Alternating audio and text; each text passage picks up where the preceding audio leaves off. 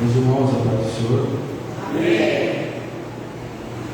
Vamos abrir nossas Bíblias no Evangelho escrito por Lucas, capítulo 23, versículo 46.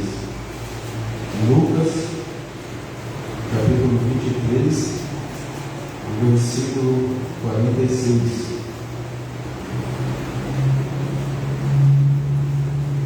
Meus irmãos, eu agradeço a Deus pela oportunidade, porque aqui nesse lugar há muitas pessoas que são usadas por Deus, que são pregadores, né, da palavra de Deus, e eu agradeço a Deus por me dar essa oportunidade de estar fazendo uso da sua palavra, e também o pastor João pela confiança, porque o culto da ceia do Senhor costuma ser ministrado pelo pastor da igreja, né, como nós temos costume da Assembleia de Deus. E eu agradeço ao pastor João também pela confiança, né? E eu prometo diante da igreja, diante de Deus, que eu dirijo aos irmãos com todo respeito e com todo temor. Amém? Lucas capítulo 23, versículo de número 46, diz assim: E clamando Jesus com uma grande voz, ou com grande voz, disse: Pai, nas tuas mãos eu entrego o meu espírito. E havendo dito isso, expirou. Amém? Para tomar o seu assento,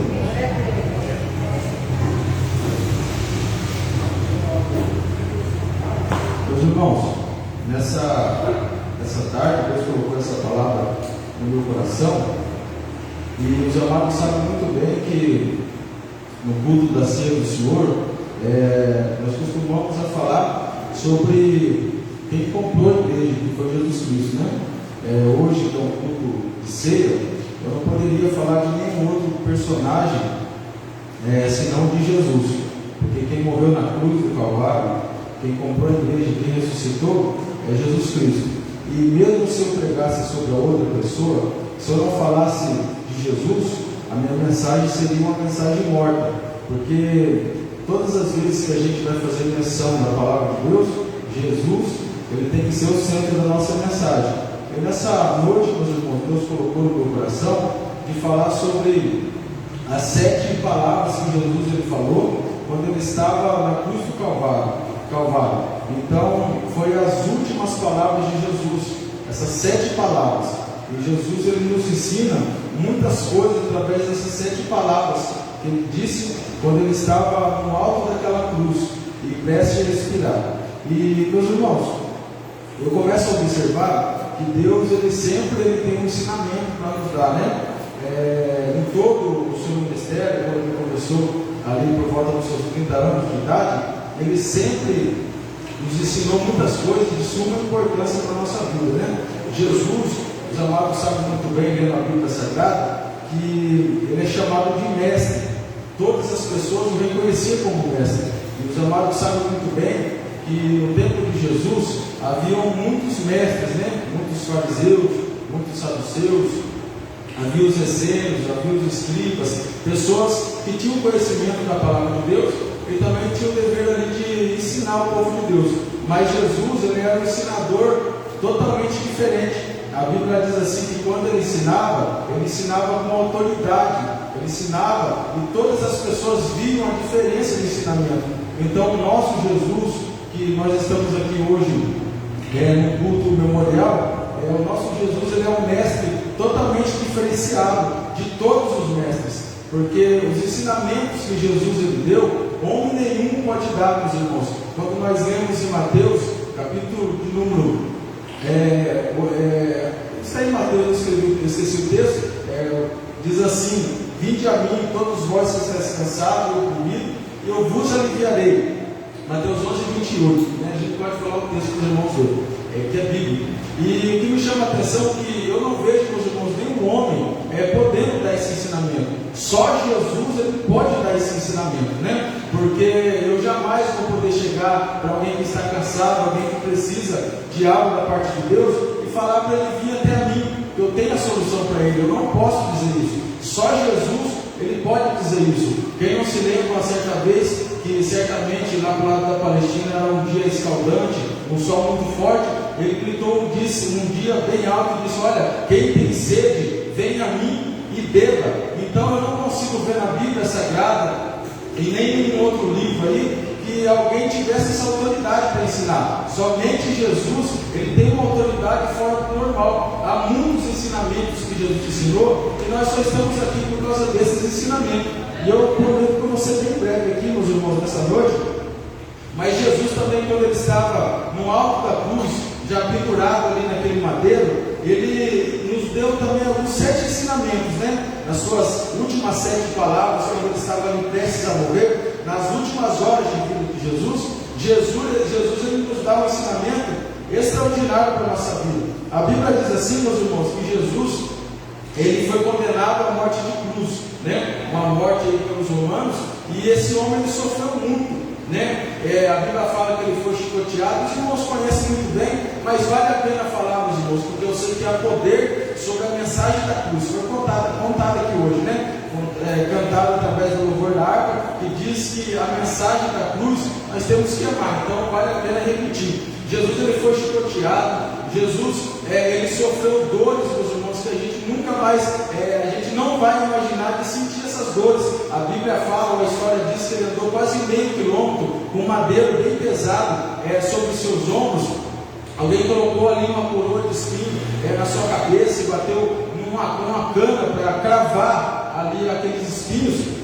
Jesus ele foi cuspido. Jesus, alguém bateu, escofeteou o rosto de Jesus. Alguém cuspiu Jesus. Ele não teve ali uma refeição, porque hoje os presos aí que são condenados têm um direito de refeição, né? No café da manhã, almoço, janta. Jesus ele não teve nada disso. Jesus ele fraco ali com fome e com sede, depois a gente vai ver isso. Ele sofreu ali dores que a gente jamais vai pensar, pelo menos no mínimo, de sentir, né? Os açoites de Jesus, as perseguições de Jesus. Jesus ele sofreu muito. E quando alguém já pregou ele ali nu na cruz, porque hoje a gente vê nos filmes por aí, eles colocam ali uma tampinha, né, de Jesus Cristo, tem imagens assim, mas na verdade, meus irmãos, o judeu humilhou Jesus. Ele deixou Jesus nu. Quem passasse via aquele homem desfigurado, porque a aparência de Jesus mudou de tanto que ele apanhou. Os irmãos veem lá no livro de Isaías, capítulo número 53, a Bíblia diz que ele não tinha aparência, beleza nele não havia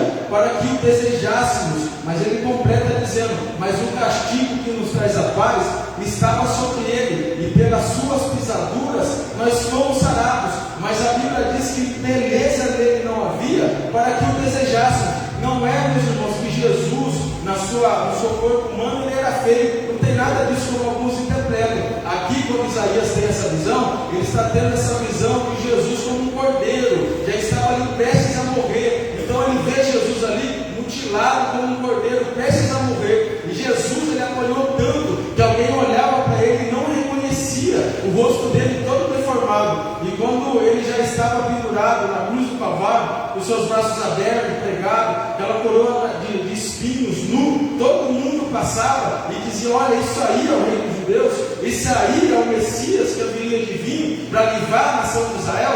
Todo mundo zombava de Jesus. E Jesus, quando ele estava no alto da cruz, meus irmãos, as pessoas não cansavam de dizer: olha, mata esse homem, crucifica esse homem, porque a Bíblia diz também que alguns ali da multidão foram comprados, e eles, com a ira vindo de Satanás de mutilar Jesus, eles queriam a morte de Jesus. E Jesus, quando ele estava no alto da cruz, depois de ele ter apanhado, depois de ele sido zombado, escofeteado, a Bíblia diz assim que ele estava no alto da cruz, e ele libera a primeira palavra, que eu começo a aprender muito com Jesus. E nós que somos crentes, somos servos de Deus, nós temos que aprender de Jesus, meus irmãos, porque às vezes nós estamos aprendendo, mas às vezes não tem nada a ver com o cristianismo. Já viu aquela pessoa que ela é uma religiosa muito bem, um religioso muito bem, mas ele não tem nada de ensinamento de Jesus. E cristão é esse, meus irmãos, aquele que segue a Cristo. O que Cristo ensinou com palavras e com atitudes, nós devemos seguir. E quando ele estava no alto da cruz do Calvário, ele libera uma palavra, meus irmãos. A primeira palavra que ele disse na cruz do Calvário está em Lucas capítulo 23 e versículo de número 34, quando ele diz: Pai, perdoai-lhes, porque eles não sabem o que fazem. Jesus, meus irmãos, estava totalmente ali triste, abatido, estava ali machucado na cruz, humilhado na cruz, mas a primeira palavra dele, ele olhou para a multidão que estava crucificada, e Jesus, meus irmãos, ele olhou e sentiu misericórdia daquele povo, ele sentiu pena daquele povo, ele se compadeceu, e ele disse: Pai, perdoai-os, porque eles não sabem o que fazem. O que Jesus, meus irmãos, está nos ensinando aqui, hoje, nos dias que nós estamos vivendo, nós, nessa carne humana que nós temos, quando alguém faz mal para a gente, quando alguém nos aflige, quando alguém não olha para a nossa cara, a nossa tendência, meus irmãos, é às vezes pagar o mal com o mal, né? Quando às vezes alguém dá um tapa, quando às vezes alguém levanta uma calúnia, a nossa intenção é revidar. E eu vou dizer para os irmãos aqui, com toda humildade, o irmão Cláudio é tripulado mesmo, sabe? Às vezes eu não gosto de levar desaforo para casa, porque eu tenho que falar, às vezes eu falo mesmo, mas o ensinamento de Jesus, meus irmãos, às vezes ele nos confronta, às vezes ele vai de encontro com a nossa personalidade, com o nosso temperamento, porque as pessoas estavam fazendo mal para ele, estavam esbofeteando, estavam humilhando ele, mas ele olhou com um olhar de compaixão, e ele disse: Pai, perdoa eles, porque eles não sabem o que fazem. Por quê? Porque Jesus passou 3 anos da sua vida ensinando isso para a multidão. Olha, se o seu inimigo tiver fome, dê comida a ele. Se o seu inimigo tiver sede, dá de comer a ele. O que eu quero dizer com isso, meus irmãos? É um ensinamento simples, é uma pregação simples, mas é uma pregação pautada na Bíblia Sagrada. Não adianta, meus irmãos, eu subir aqui e começar a mentir para os irmãos, né?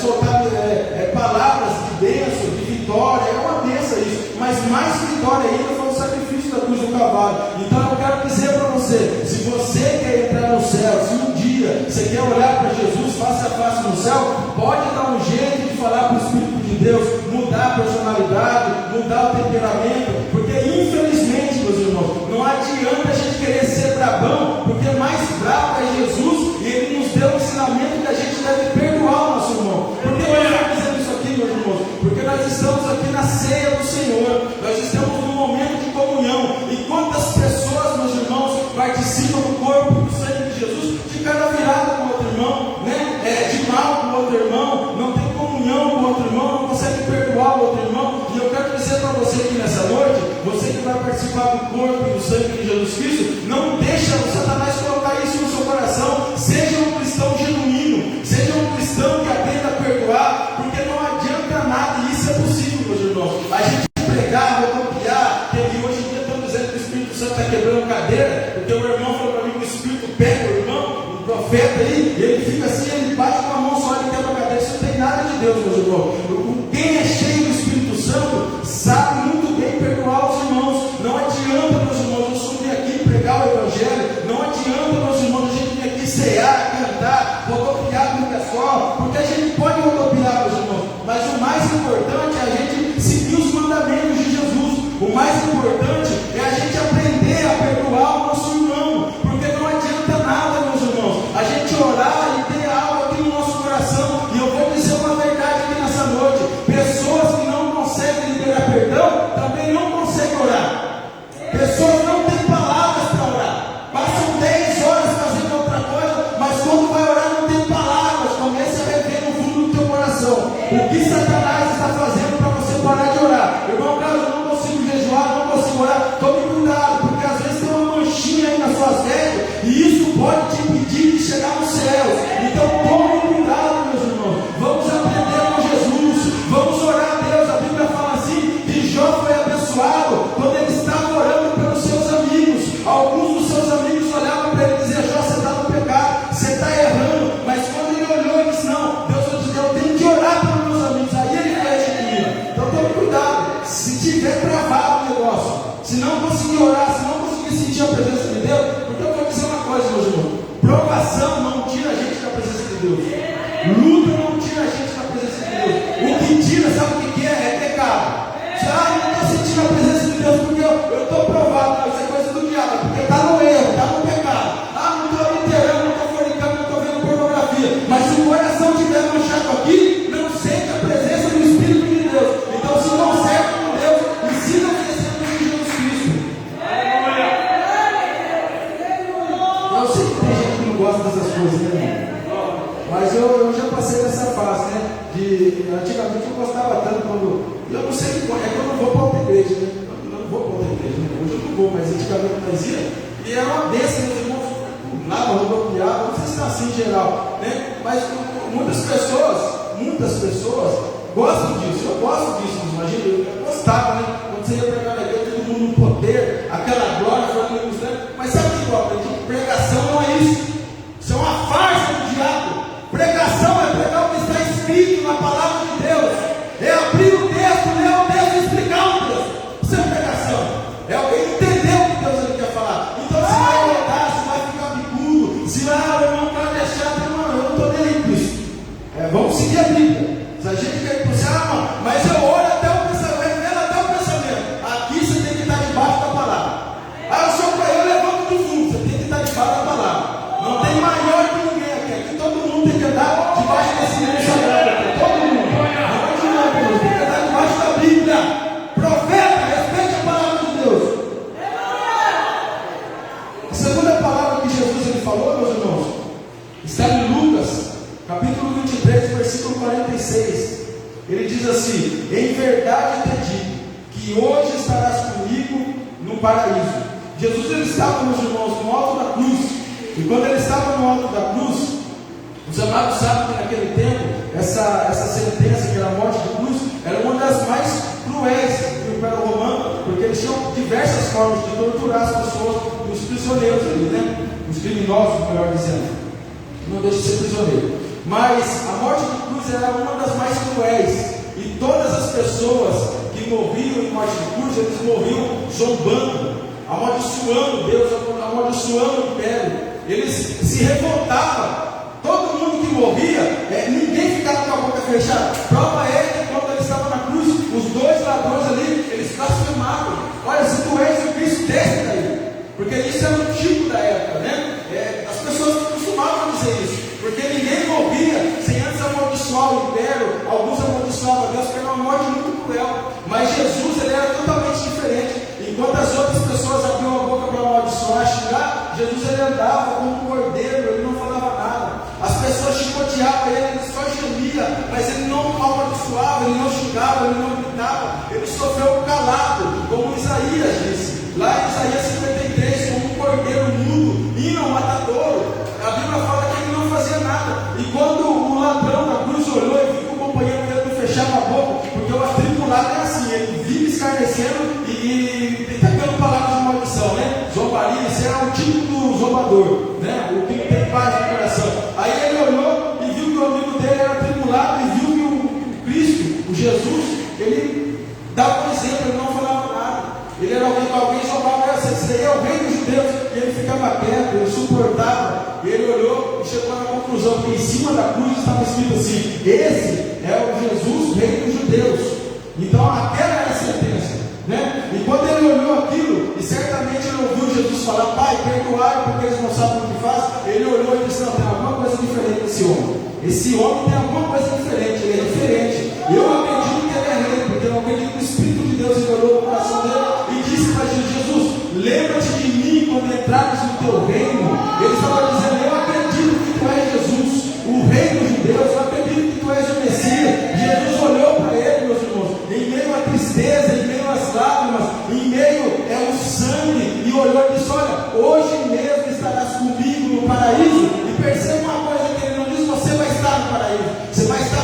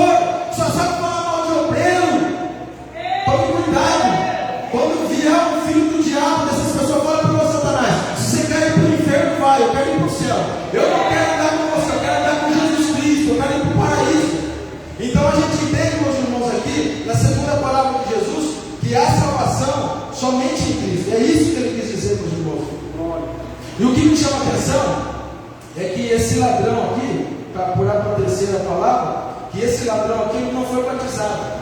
Ele não foi batizado pelo céu. E aqui eu quero dizer uma coisa, espero terminar a mensagem, porque você sabe, tem uns irmãos que quando começa a ler, acabam de falar e já tira conclusão, né?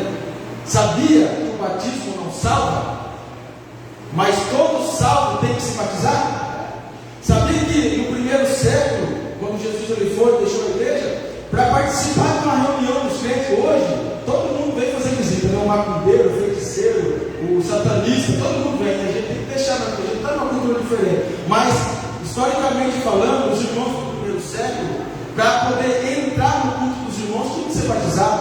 Sabe por quê? Porque naquele tempo eles sofriam perseguições. E poderia acontecer que alguém se disfarçasse de cristão para saber onde os cristãos estavam, porque eles cultuavam em catacumbas, em lugares que eram uma espécie de cemitério, eles cultuavam em montes, em lugares no meio do mato.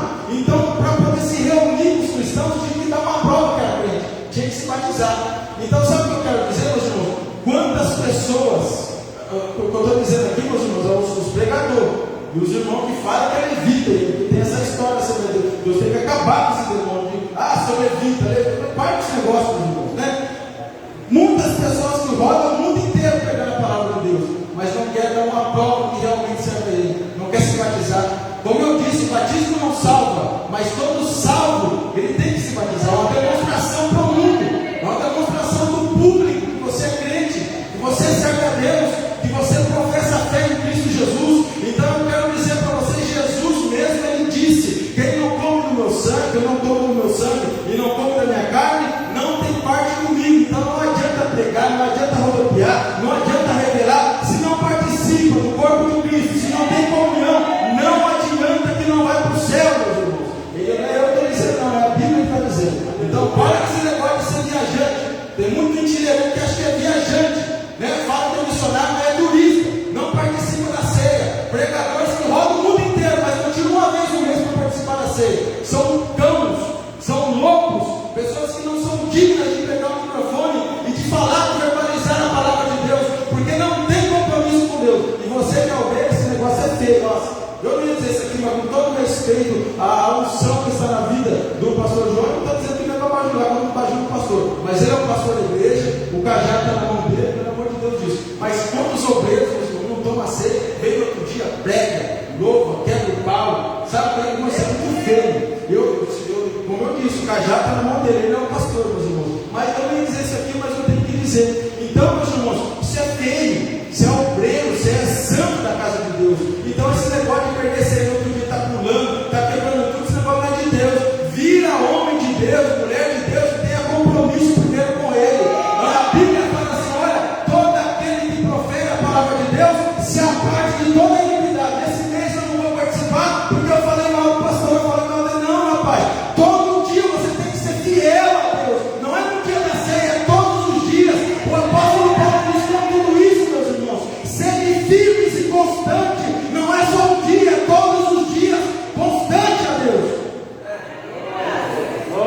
Meus irmãos, aqui, já para caminhar para o fim, a terceira palavra que ele diz está lá em João capítulo 19, versículo 26 ao 27, quando ele estava no alto da cruz e todos tinham abandonado, mas o discípulo amado, que nós acreditamos que é João, e a sua mãe Maria estavam ao pé da cruz. E quando ele estava ali, meus irmãos, em muito sofrimento, ele olhou e se importou com sua mãe, e se importou ali com o seu discípulo, que eles estavam sofrendo. E ele olhou um para o outro e disse assim: olha, mulher, esse aí é teu filho, e olha aí, meu amado, esse aí é sua mãe. Ele estava dizendo: olha, agora vocês vão cuidar um do outro. E aqui eu quero dizer uma coisa, porque o Sobigado, ele pega esse texto para dizer que Maria é mãe de nós, que é mulher de Deus. Isso é uma heresia do inferno.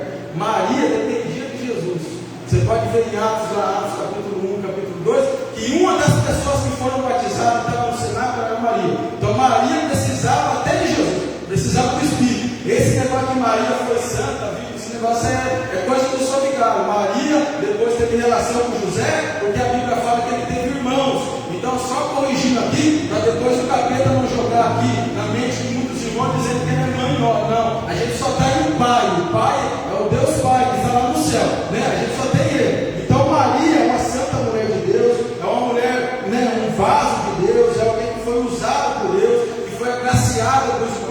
o anjo disse, mas nós não devemos adorar a Deus, a Maria, como Deus, porque Deus não existe, só existe Deus, né? Então aqui, meus irmãos, a gente percebe aqui que Deus ele se preocupou com a família naquela situação. E aqui tem um ensinamento que Jesus ele se preocupa com a família.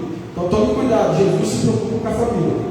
Não, eu vou repetir isso aqui, meus irmãos. Ainda que ninguém entenda, mas eu sei que mais para frente o Espírito Santo vai revelar. Jesus ele se importa com a família. Jesus ele se importa com a família. Jesus, nada de trocar, viu? Família é uma só. Jesus se importa com a família. Jesus ele se importa com a família. Então coloque isso no seu coração. Jesus ele se importa com a sua casa, mas persevere até o fim, porque Satanás ele quer tirar isso. Amém? A última, a quinta palavra, meus irmãos, Jesus ele disse, na verdade a quarta, ele diz assim: meu Deus, por que me desamparaste? Está em Mateus capítulo 27, versículo 48. Está também em Marcos capítulo 15, versículo 37. Aqui, meus irmãos, o pecado da humanidade inteira estava sobre Deus, e aqui ele mostra, né, a gravidade daquilo que ele fez. Ele pegou nossos pecados, ele colocou sobre si. Ele sentiu o distanciamento, a falta de intimidade com Deus, para que hoje a gente tivesse intimidade com Ele. Jesus ele sofreu aquele dia até a ausência do Pai, pois é a primeira vez que eu vejo Jesus chamando o Pai de Deus. Ele sempre chamava de Pai, ele ensinou a chamar de Pai, mas nessa hora que o pecado da humanidade estava sobre ele. Sabe o que eu quero dizer com isso, meus irmãos? O pecado antigamente que nos afligia, que nos aprisionava, Jesus ele pegou. Então hoje você pode olhar e dizer assim: não, eu não vou ler pornografia, não vou ver isso, porque Jesus ele tem poder sobre isso, ele me deu poder, ele pegou o pecado. Ah, mas eu não consigo parar, o meu olho eu não controlo na rua. Não, olhe para a cruz e diga: Jesus me deu autoridade para isso, porque eu não vou deixar isso me levar para o inferno.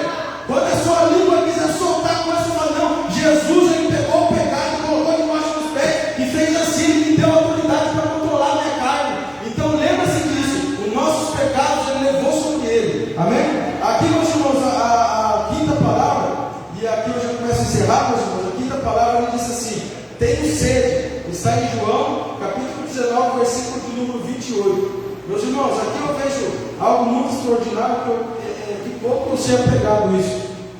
Jesus como homem, João ele apresenta Jesus como homem, e ele está lá no alto da cruz. E assim como homem, ele tem. Meus irmãos, eu quero dizer para os irmãos, eu já vou terminar já, tá bom? É coisa rapidinha, 10 minutos já termino. Amém?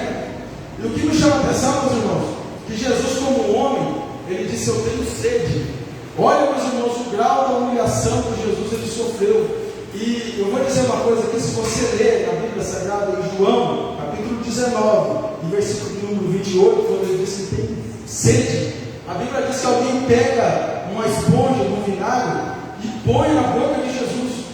Sabe o que isso quer dizer, meus irmãos? No primeiro século, hoje nós temos no nosso banheiro papel higiênico, né? Presta atenção nisso. Nós temos hoje o papel higiênico, né? Mas no primeiro século, sabe como as pessoas se limpavam? Se limpavam com uma espécie de uma esponja. Eles se limpavam, depois lavavam na água salgada ou lavavam no vinagre para desinfetar e colocavam ali. Então a esponja era usada-se para se limpar.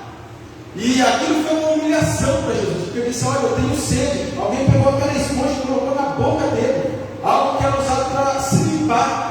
No primeiro século, os irmãos podem pesquisar, era assim que se limpava. Então aquilo foi uma humilhação tremenda, meus irmãos. Eu quero que os irmãos vejam o grau da humilhação que Jesus ele fez, só para que nós estivéssemos aqui hoje. O grau da humilhação que Jesus ele fez, só para nós estarmos aqui, pelo menos dizer: Jesus, obrigado pelo sacrifício da cruz, obrigado que o Senhor fez na cruz do Calvário por mim. Isso mostra, meus irmãos, que Deus, lá da eternidade, Deus Todo-Poderoso, ele se esvaziou-se. E a Bíblia diz em Filipenses capítulo 2, e versículo de número 5 em diante até o 11, a Bíblia diz assim: olha, de sorte que há em vós o mesmo sentimento também que houve em Cristo Jesus, que sendo em forma de Deus, não teve por usurpação ser igual a Deus, antes esvaziou-se de si mesmo, tomando a forma de homem, ou semelhante aos homens, e depois de ser achado em forma de homem, humilhou-se a si mesmo e foi obediente até a morte e morte de cruz.